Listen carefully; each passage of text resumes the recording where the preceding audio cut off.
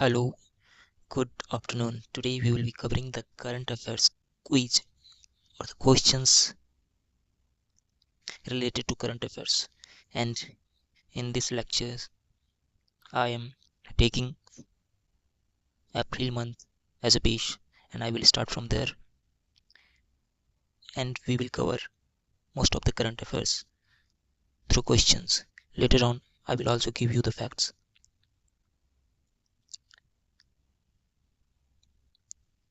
Let's start. Let's see first what are the table of content.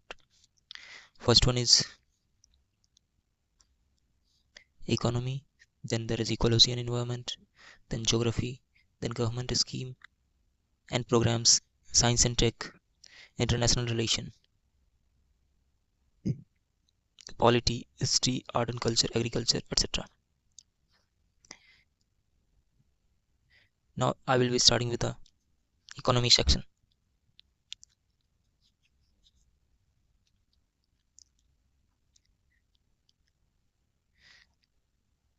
First question is, which of the following is not a criteria for DSIBs? DSIB is domestic systematically important bank. Which of the following is not a criteria for that? For example, first one is interconnectedness with the financial system. Yes, if any bank is a DSIBs, there will be a strong financial connections. Intra-bank and interbank connection. Size related to GDP. Obviously, size is considered. Profitability ratio.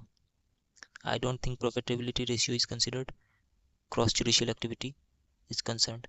So, and if you see the options, the problem in option C and D, we will be confused because we already know about first and second options is correct. So let's see what the explanation is. Our answer is C. Domestically systematically important banks are identified in India based on their significance, financial system. The RBI based on stability, their financial system. The RBI uses a criteria such as which criteria RBI uses? Size relative to GDP, which measures the bank scale in economy. Cross-judicial activity. Cross-judicial activity reflects its international operation. Then interconnectedness with the financial system evaluates how closely the bank is linked to other institutions and other factors like complexity and substitutability are also considered. तो आपको याद रखना है कौन कौन से factors consider किया जा रहा है.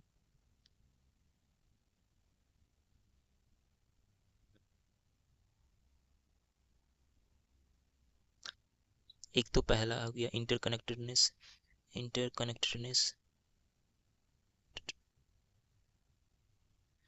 With financial systems. इससे क्या होता है कि जैसे हमारा बैंक फाइनेंशियल सिस्टम से कनेक्ट है तो जैसे स्विफ्ट मैकेनिज्म है, स्विफ्ट के थ्रू कोई भी बाहर से पैसा भेजता है या फिर आप यहाँ से बाहर पैसा भेजेंगे तो स्विफ्ट मैकेनिज्म के थ्रू ही आएगा. तो ये फाइनेंशियल सिस्टम हो गया और इससे हमारा बैंक कनेक्ट है तभी हमारे बैंक में पैसा आता है. First factor is interconnectedness. Second is percentage of size related to percentage of GDP.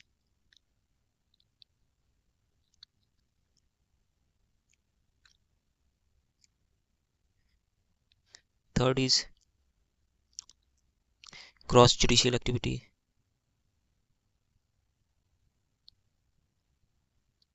ये किस चीज़ के लिए है?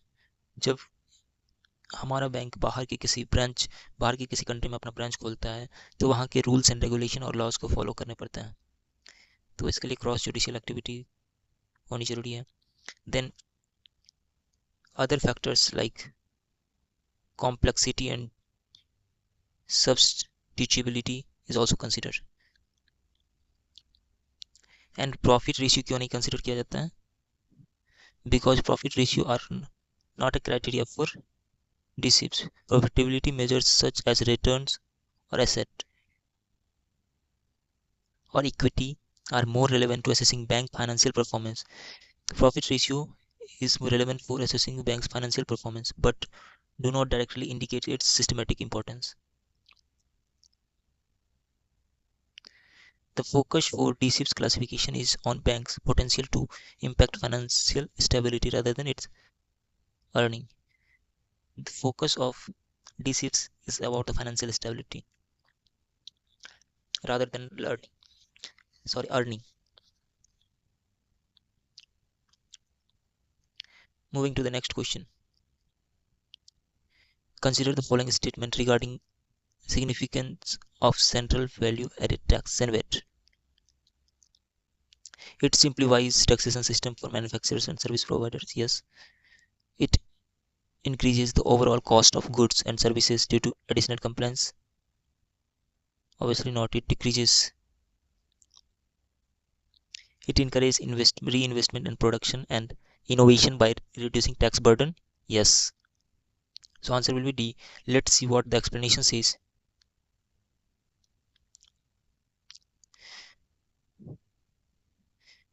As per statement 1, CVAT simplifies the taxation system by allowing credit for input. True. Now significance of CVAT. Why CVAT is important? It avoids double taxation. Double taxation means when any company is operating in India and his branch is also in foreign countries, so there will be the taxation mechanism between both the countries so that double taxation will be avoided. Simplifies taxation, reduce the tax burden on manufacturers and service providers, promote competitiveness,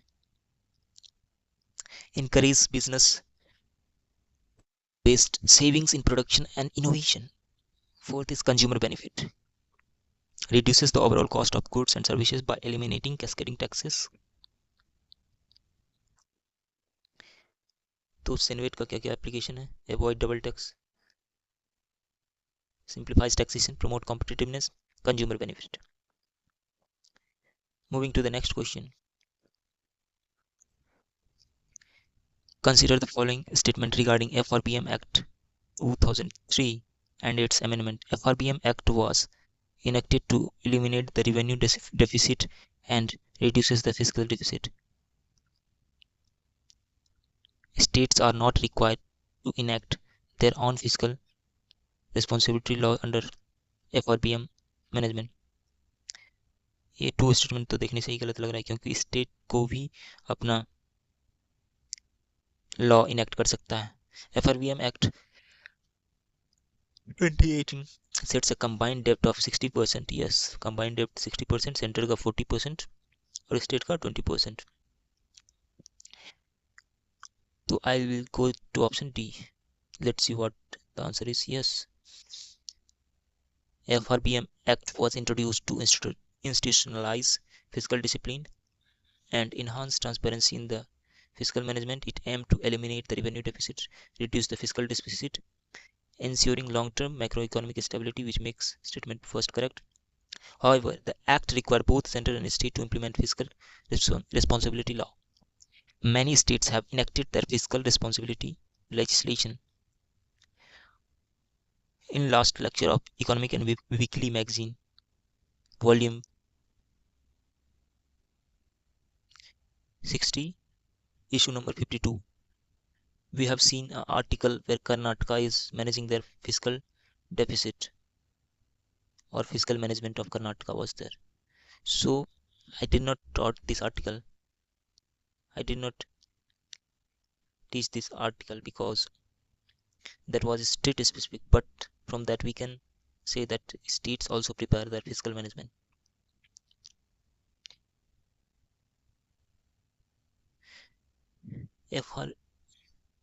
If we see FRBM Act 2018 updated, a combined GDP of 60 is split into 40% central and 20% state. Moving to the next question. Tariffs are imposed only at consumer level.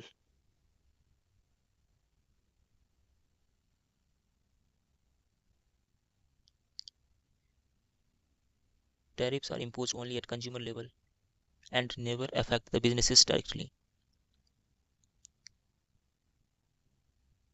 Obviously not. Tariffs are directly to the businesses. However, these tariffs are passed on to the consumers later. The first statement is wrong. Second statement, anti-dumping tariff are used to protect domestic industry from unfair pricing practices. True. Specific tariffs are charged per unit of good regardless of its price. True. So answer will be B.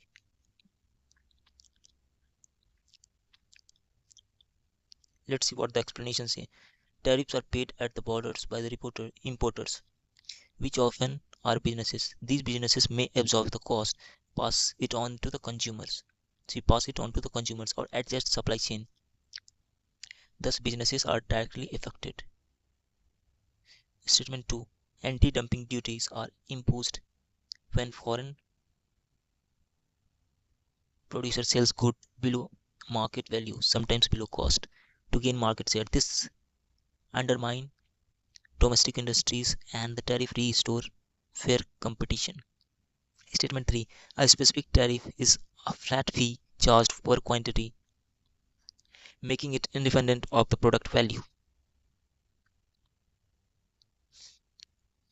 So this is the explanation of question number 4. Moving to the next section, next question. A bear market is when the GDP contracts for 2 consecutive quarters. I think it is called recession, not bear market. See here explanation. 2 quarters of GDP contraction defines a recession. A bear market is determined by 20% fall in the stock indices. So यहाँ से एक fact मिलता है हमें कि a bear market is determined by 20% fall in stock indices, which is independent of formal GDP data.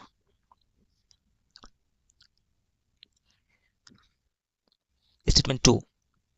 Investors often shift to safe haven assets like gold and sovereign bond during the bear market. Yes, true. Bear market are marked by the consistent upward revision of economic forecast.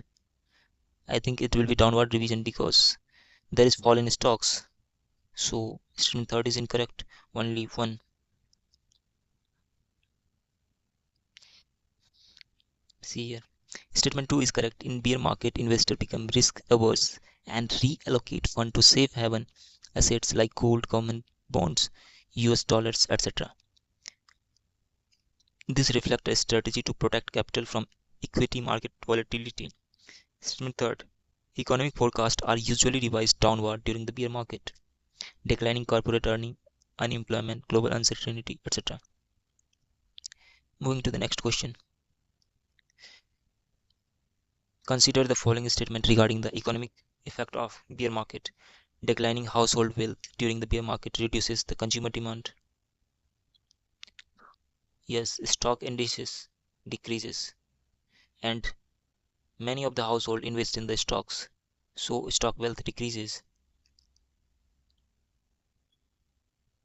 So consumer demand will also decrease. So statement 1 is correct. Central bank usually respond by increasing benchmark interest rate. No, since there is already the volatility in market, so central bank will reduce the interest rate so that more fundings or more credits will flow to the market and more demands will get generated. Third, companies may resort to layoff and hiring freezes. As we have seen earlier in these questions, there will be corporate loss which result in the decrease in capital value of the company, so which may result in the layoff. And recently we have seen that Google is preparing for the backward layoff, backdoor layoff.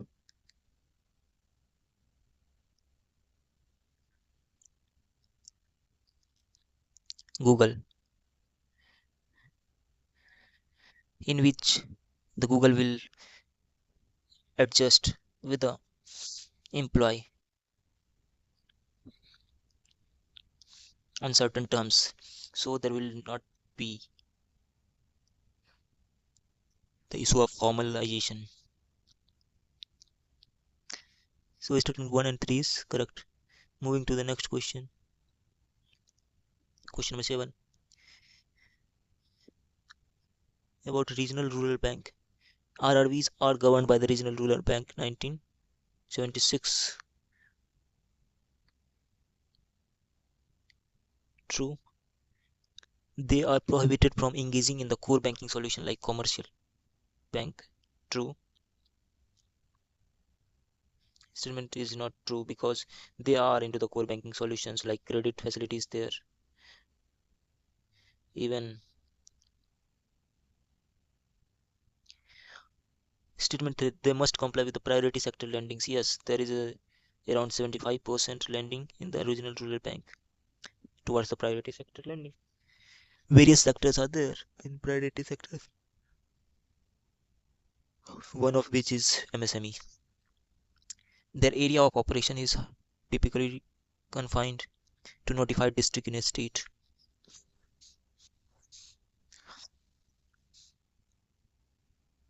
Yes, they are geographically restricted. So answer will be B, 1, 3 and 4. Statement 2 false because the RRB performs core banking solution like deposit, remittance, loans like commercial bank. True. They are geographically restricted, often operating in designated districts, maintain local focus. RRBs are scheduled bank. They subject to PSL, priority sector lending obligation. Moving to the question number 8. The primary objective behind one state, one RRB policy is to पहला student पढ़ते हैं privatise all regional rural bank to attract foreign investment? Obviously not.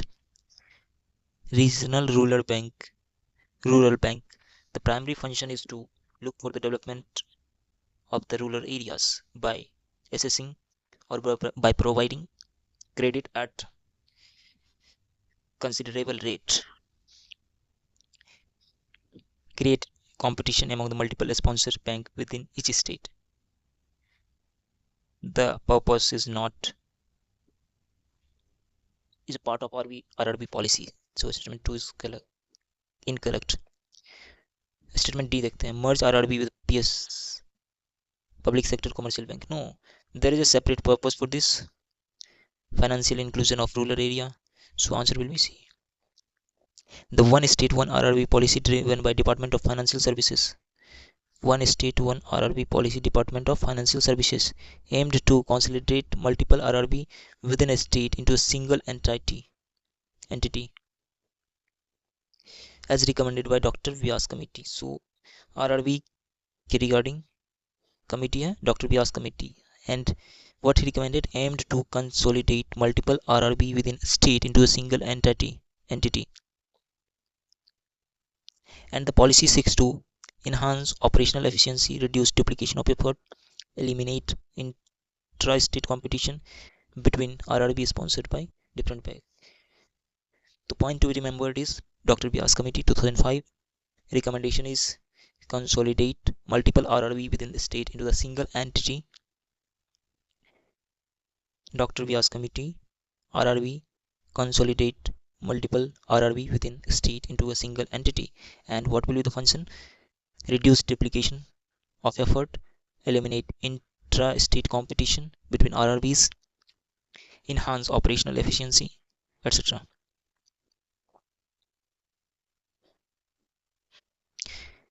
By consolidating RRB policy promotes better resource utilization, the governance under one sponsor bank, standardized technology platform, and improved financial inclusion in rural area. The main aim of the RRB is financial inclusion, and Dr. Bias committee has recommended it to consolidate multiple RRBs into within a state into a single entity,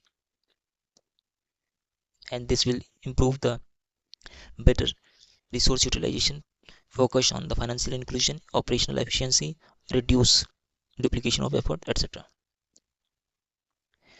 Question number 9. Consider the following statement about the accommodative stance of RBI. It aims to support economic growth by maintaining high real interest rate. It involves increasing liquidity through tools like LTROs, open market operations, etc. It typically maintained during the period of demand side supply. Accommodative stance का मतलब क्या होता है? एक तो होता है expansionary, दूसरा होता है accommodative. Accommodative का मतलब ये हुआ कि कंट्री जो है the economy is going through inflation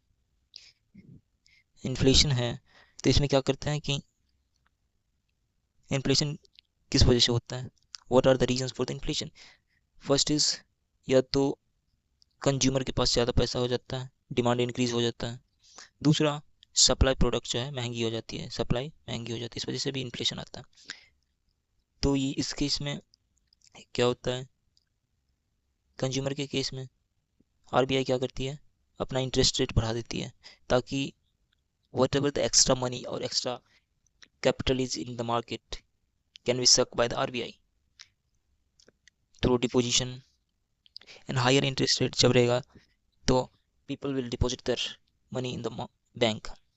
So statement 1 is correct. It involves increasing liquidity through tools like LTRO, market operation. True. No, increasing liquidity, not it decreases liquidity, because through LTRO they suck the money. Or expense, when there will be expansionary policy, then they may increase the liquidity, but in accommodative instance they is not doing this. It is typically maintained during the demand side inflationary pressure. Yes, what I told you, that is demand side inflationary pressure, consumers. Statement 3 is true, so answer will be B. Let's see what is the explanation. Accommodative instance involves loading. Completely गलत मैंने बता दिया आपको, sorry for that.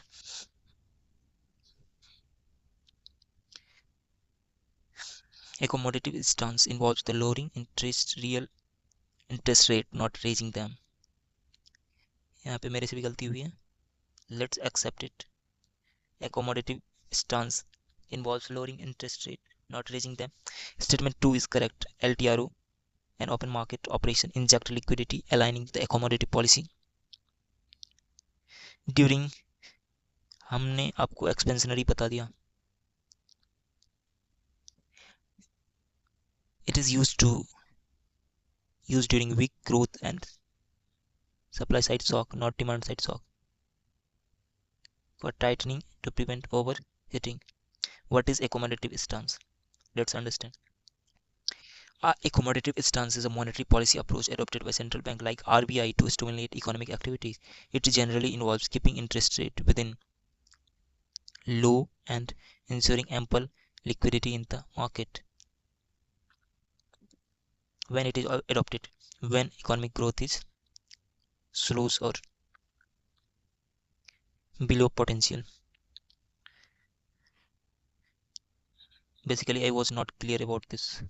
I confused between accommodative and expansionary.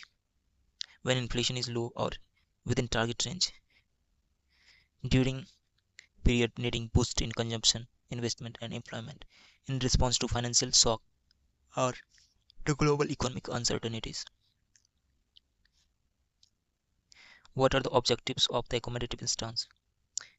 It promotes credit flow and the private investment, encourages borrowing and spending by lowering the cost of capital, revive demand of the economy, ensure liquidity support to the stressed sector. Tools used by RBI under accommodative stance: reducing repo rate, lower borrowing cost of for commercial bank, open market operation,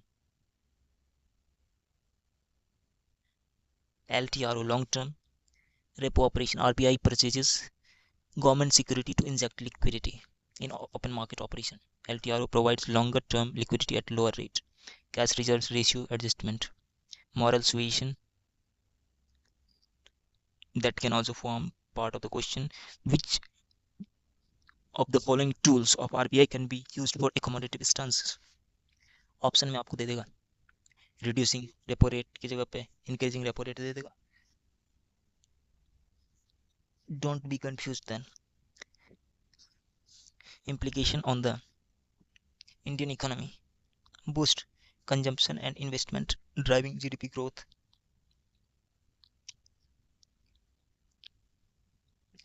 Reduces interest burden on the borrower. May lead to the asset price inflation if liquidity persists. It, if prolonged, it may fuel inflationary pressure and weaken the rupee. Support employment generation for in short term. Moving to the question number 10. Consider the following regarding accommodative policy stance and its fiscal monetary linkages. Accommodative stance support fiscal consolidation by reducing interest expenditure.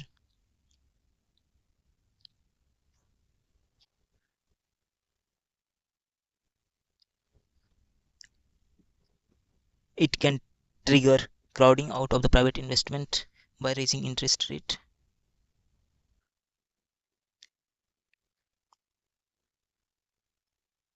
It is maintained only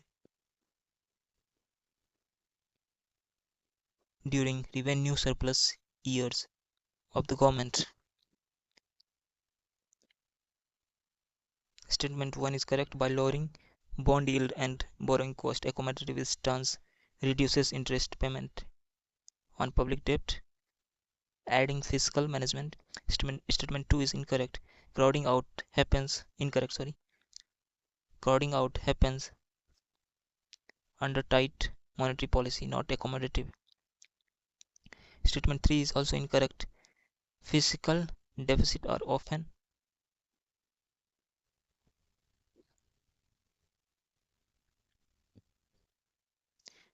fiscal deficit are often high during accommodative period. The stance is not contingent on revenue surplus. Again, what is an accommodative stance? Accommodative stance is monetary policy approach adopted by central bank like RBI to stimulate economic activity. It generally involves keeping interest rate low and ensuring ample liquidity into the system.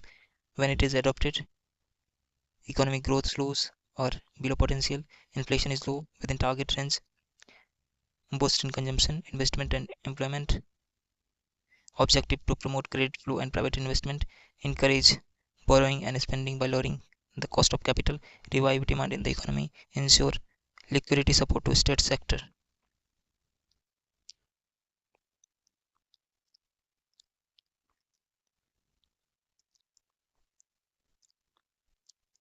Consider the following statement regarding NAFVID, NABFID, National Bank for Financing Infrastructure and Development. Statement 1.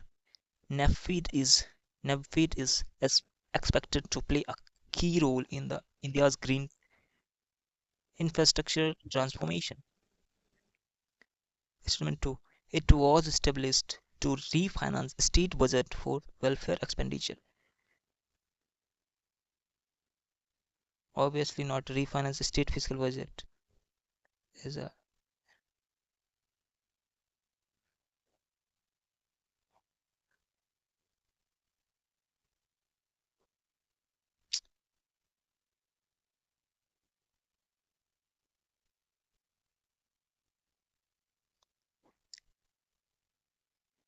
wrong connotation. So statement 2 is incorrect. Why would NABFID will finance the state budget for welfare expenditure? There is no correlation.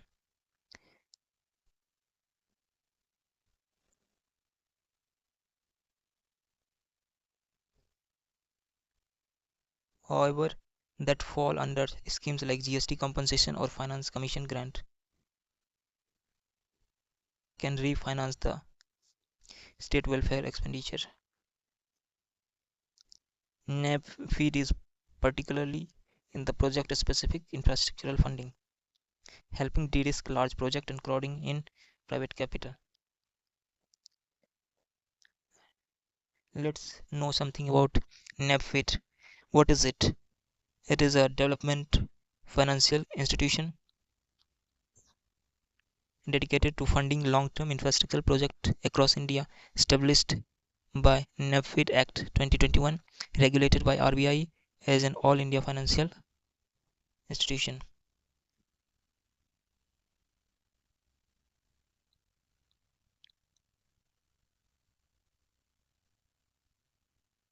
Objective.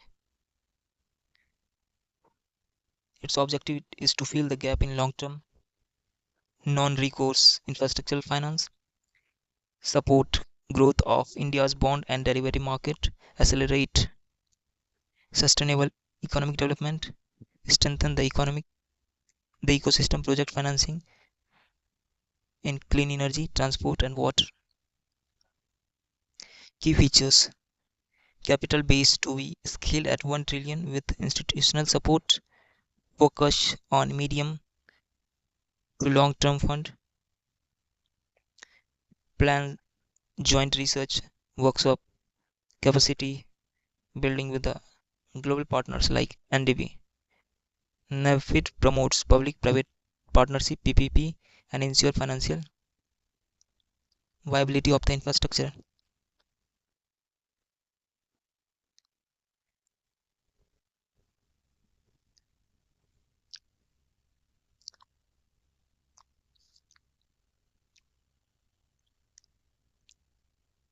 Consider the following statement regarding NAVFIT. National Bank for Financing Infrastructure and Development. It works under the Ministry of Finance and exempted from CRR and SLR norms.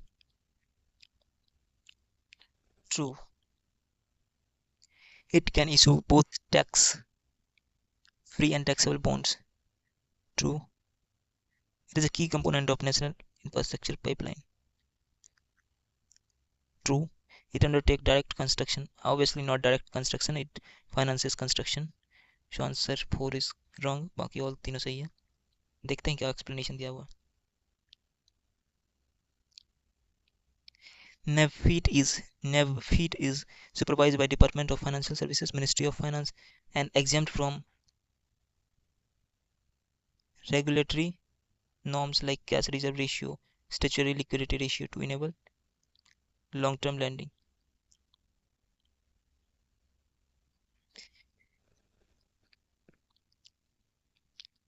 NAVFIT is free from regulatory liquidity norms like CRR, SLR to enable long-term lending. Statement 2: NAVFIT can issue taxable and tax-free bonds, especially for infrastructural projects under the Section 54 EC of the Income Tax Act.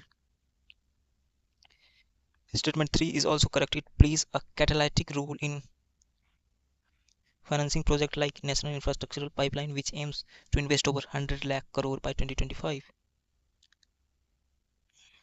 Statement 4 is not incorrect. Is incorrect, sorry. NAVFID is not engaged in construction activity. It is a financer, not an executing agency. What is NAVFID? NAVFID is a DFI, that is development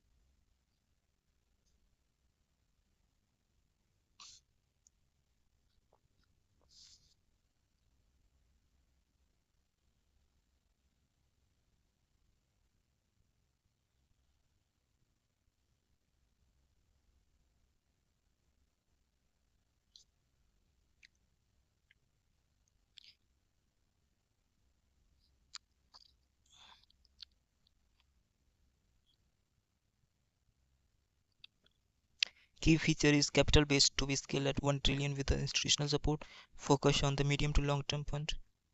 NFID promote PPP.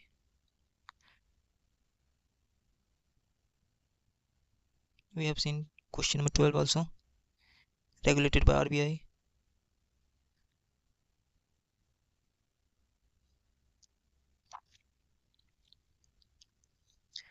Which of the following milestone was not associated with the Bombay Stock Exchange?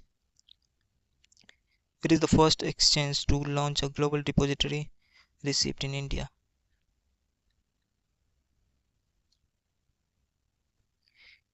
Answer देखते हैं. While BSE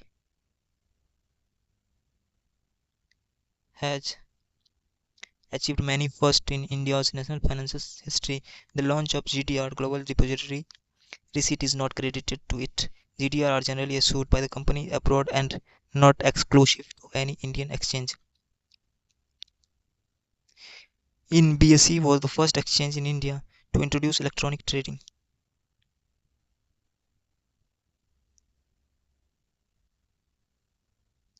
Through Volt in 1995 launched Sensex.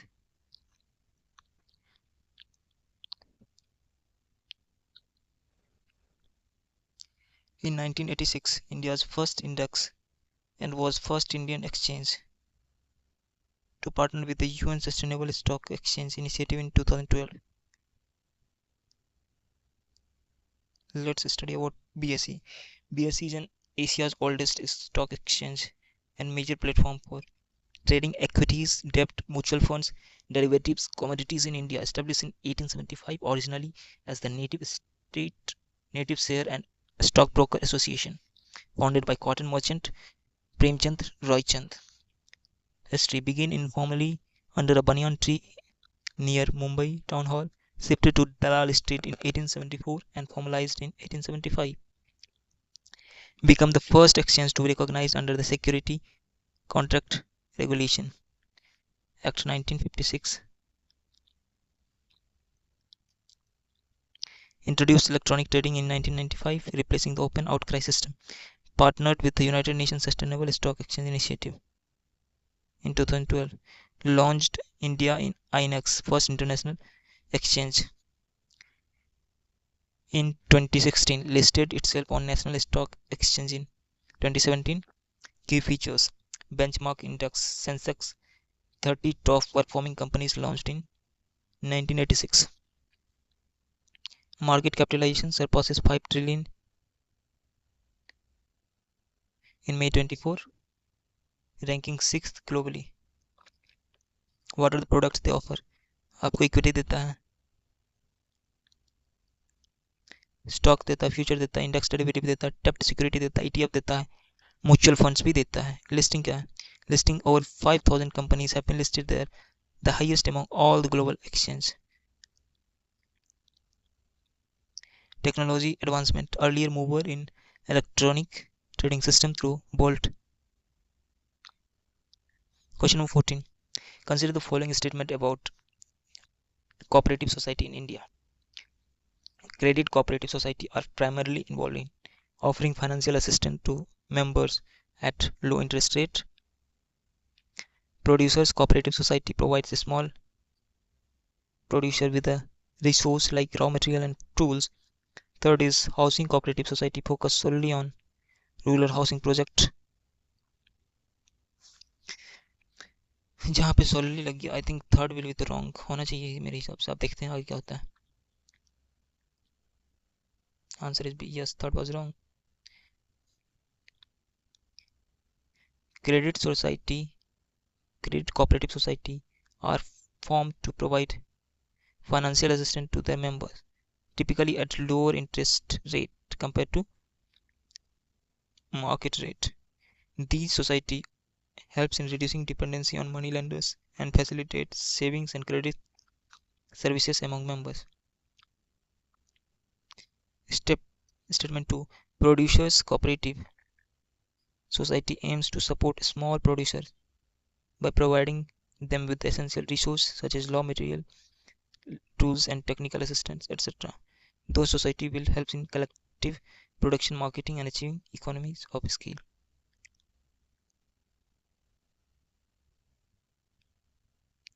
Housing cooperative society are not limited to the rural area. They cater both to the rural and urban population. Ecology and environment. So this was economy based question. Moving to the ecology and environment questions.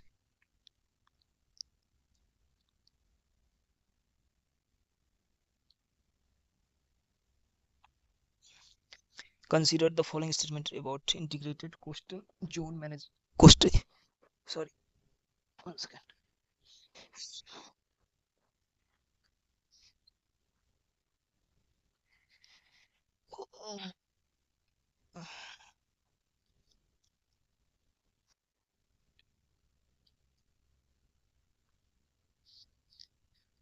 Consider the following statement about the integrated coastal zone management. ICGM. It is funded by Global Environment Facility through United Nations. It involves mapping of erosion, biodiversity, and pollution. Let me be very honest, I don't have any idea on this integrated coastal management. No, I have some idea, but I don't know which is funded by this organization. Let's see. Answer. Answer is first is incorrect. ICGM project is funded by World Bank, not by GEF on the United Nations. It is coordinated by the Ministry of Environment, Forest and Climate Change to manage coastal resource in a sustainable integrated manner. Statement 2. ICGM promotes scientific approach to coastal planning including erosion mapping, biodiversity assessment, pollution, etc.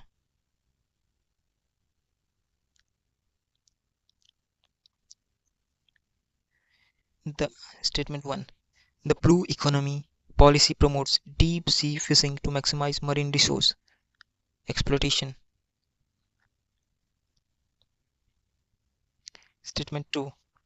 Sustainable extraction and prevent extraction and conservation are core tenets of India's blue economy vision.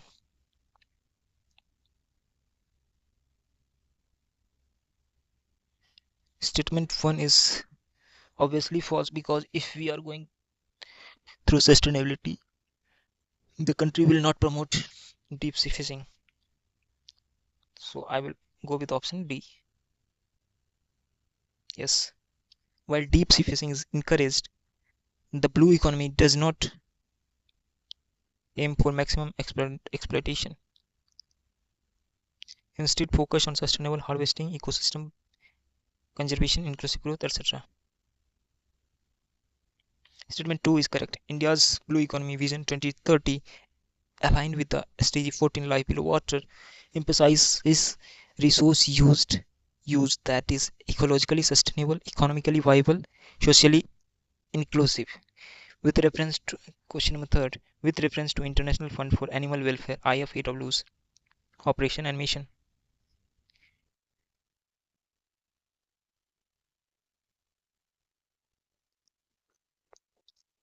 It works in the national park declared by United Nations Environment Program. IFW promotes coexistence strategies between wildlife and local community. Let's see answer. I think statement 2 is correct.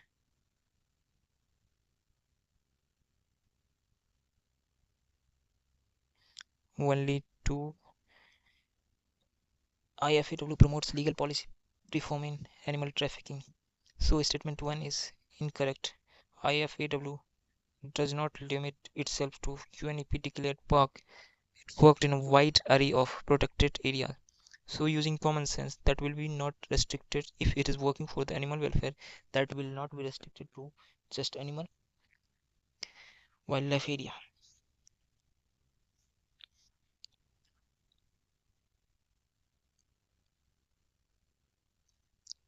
IFAW is headquartered in USA and work globally including Africa, Asia, America, Antarctic, Arctic, etc.